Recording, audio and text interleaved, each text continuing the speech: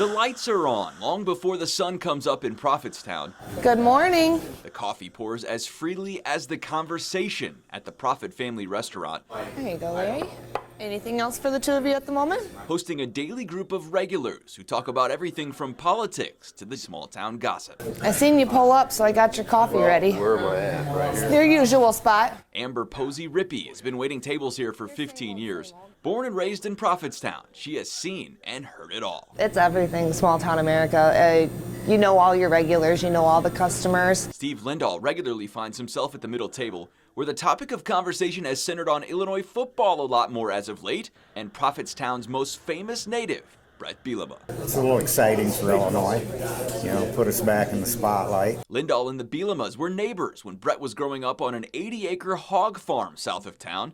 The old Bielema homestead looks a lot different now, long since sold, but Steve still remembers the current Illini coach, walking beans and working on the farm, even babysitting his kids. Actually, when he was in high school there, I always figured he was going to be a lawyer because he was real personable, outgoing, and obviously it worked for him. Steve's story isn't unlike others in Prophetstown. The Bielemas are a well-known name in a place where everyone seems to know everyone.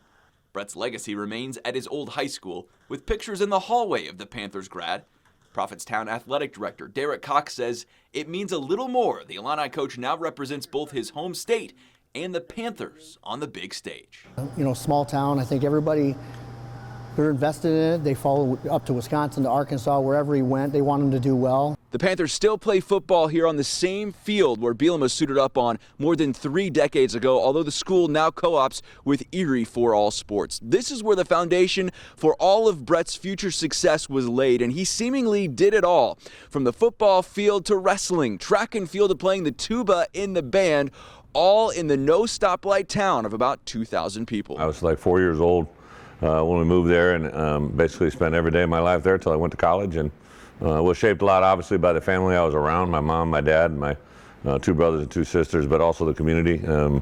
My first job as a lifeguard, my first job as a stock boy in a grocery store, friends that I had then are still the friends I have now. He represents, Prophetstown keeps coming up because of his past, so even if he's now down at the University of Illinois doing awesome things, everywhere I go, it's like, oh, you're from Prophetstown, you know Bret Bielema. And so, yeah, it's cool. I think everybody kind of, even if they haven't met him, they all kind of celebrate his successes with him.